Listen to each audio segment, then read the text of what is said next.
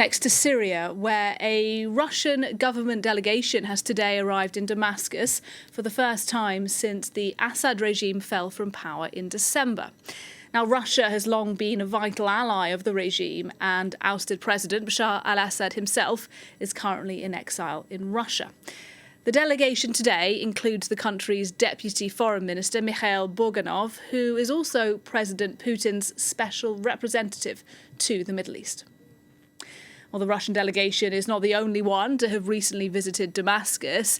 There's been a flurry of activity in the Syrian capital in recent weeks as governments around the world begin to work out whether or not to build bridges with the new Islamist regime there.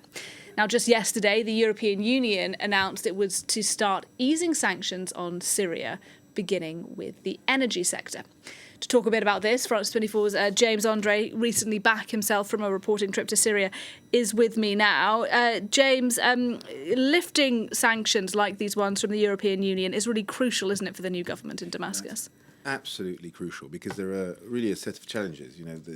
I did go to Syria just after the fall of Bashar al-Assad, and now, 6 weeks down the line, now it really is about building a new nation with, a dire need for cash. Simply because, for example, with Ashraf Abid, we went on a trip with the police in Damascus, and we realized that first, in this specific police center here, there were about 100 policemen before. It's down to 30. These 30 policemen are actually volunteers from Hayat Tahrir al-Sham who are wearing police clothes and who are doing the job. But they were telling us they're not being paid. So that can't go very far. But that's only one example. All the former policemen are out of a job. They're suspended. They're not getting their salaries. And that, of course, is a problem. So if Hayat Tahrir al-Sham and Ahmed al-Shara is to manage to build something to restore security, because what we saw with these men, for example, was the fact that, a neighbor had simply taken the warehouse of the person living next door, and this person had come to complain to police.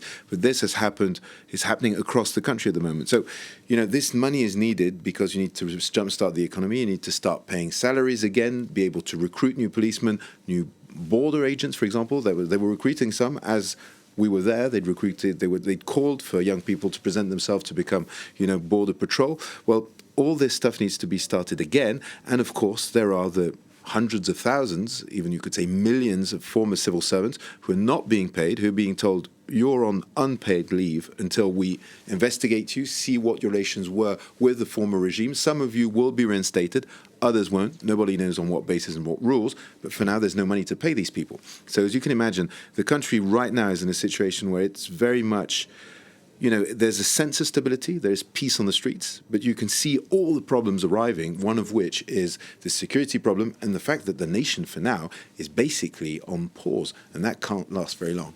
Well, indeed. I mean, look, you've said this already, but it's really worth emphasising in what a bad situation Syria's economy is after more than a decade now of civil war.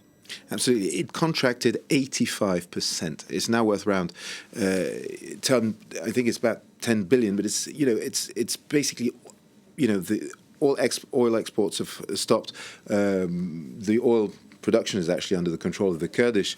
The Kurdish forces are up in the northeast. When you go onto the markets, as we did with the team over there, you realize that first, funnily enough, prices have gone down. This is what people have been telling us. The people selling on the markets told us that there's been a massive influx of cheap Turkish products, which are smuggled basically across the border. There's no taxes anymore. And they were also telling us that they don't have to pay bribes to the policemen of the regime as they used to in the old days to be able to have a spot in these markets. So prices have gone down. The problem is there's been hyperinflation for years. Money is not worth anything. So people walk around with massive wads of cash, which are worth virtually nothing. And you need all this money to buy groceries. But what we've been told by people selling is that what people have done is, since they don't have any more money, they're just buying smaller and smaller quantities all the time. Got to realize that, I was talking about the civil servants, but basically there was a bit of a pyramid in place in the country by which a lot of people had jobs as civil servants. some of them weren't really working, but they were getting the salary, which is about $30 to $50 a month. And, well, that money is not coming into the system anymore. So, of course, yes, the economic situation is very dire. And, yes, basically the economy is decoupled from the world economy because you cannot transfer money or it's out of the SWIFT system. So all this needs to be reinstated if you want to give a chance to this administration to actually build a country. So clearly huge economic problems in Syria, but they aren't the only ones, are they? There's security issues as well. And that is something you've been looking at in particular when you were in the south of Syria, around the city of Deraa, because you were looking at efforts to try and sort of unify different militias under the umbrella of a national army. Tell us a bit about your reporting. Yeah, well, the promise by Ahmed al-Sharaa is to create a national army. He says, we want to take the arms out of the hands of all the armed groups across Syria, and we want to unify all these armed groups and create a national army. Well, for now, that it's going to take time and it's not going to be simple. And of course, you need money to do it. But for now, what they're trying to do is to create collaboration between all the main armed factions, which are compatible, if you will, with Ayatollah al-Sham's ideology. And they're willing to be quite open about this. But in this specific case, we're talking about one of the most powerful militias in the south of the country, which is led by a man called Ahmed al-Awda. Ahmed al-Awda is also the man who, for a long time, controlled the border between Jordan and Syria. Now, he built a powerful militia during the war, simply, in the first place, to defend those cities. This has become a bit of an army, and indeed, at one stage actually brokered peace with Bashar al-Assad under Russian guarantee, which lasted for some time, which meant a lot of the population was actually able to stay in the area. But that means, of course, that there is a lot of wariness when it comes to this group. Well, it does appear, and actually, Ahmed al-Awda, this is important to know, actually entered Damascus before al-Sharaa, when the fall of Assad. But in any case, right now what we're seeing is that they've decided to align themselves with the new power in Damascus. They're saying, right, we will join the national army when it's created. We actually interviewed one of the main military leaders of this faction, and he said, yes, we are 100% on board. We want to be part of it, and we are calling upon the Kurds, the Kurdish forces in the northeast, those the Syrian Democratic Forces, to join as well in order to pacify the country. Obviously, if you can't unify these armed forces, there will be a new conflict that will break out. And then there are other groups that are more difficult to ally with, and that is, of course, anything linked to the former regime, and these are the Alawite forces.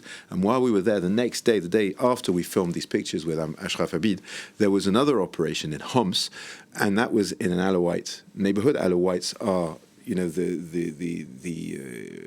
religious group, the sect of Bashar al-Assad.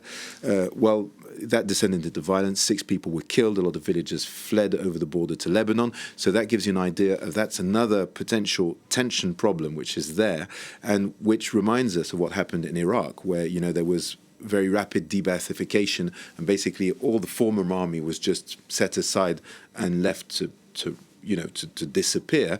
But that did not happen. As you know, years after, there was a resurgence, and it was basically the backbone of ISIS. Well, this is what the new power in Damascus absolutely wants to avoid. So they want to manage to broker some kind of deal to give some jobs to those who are not too mixed up with the regime in order to keep the Alawites on board. And that, of course, is very, very difficult. James André, thank you very much indeed for talking to us a little bit there about your trip to Syria.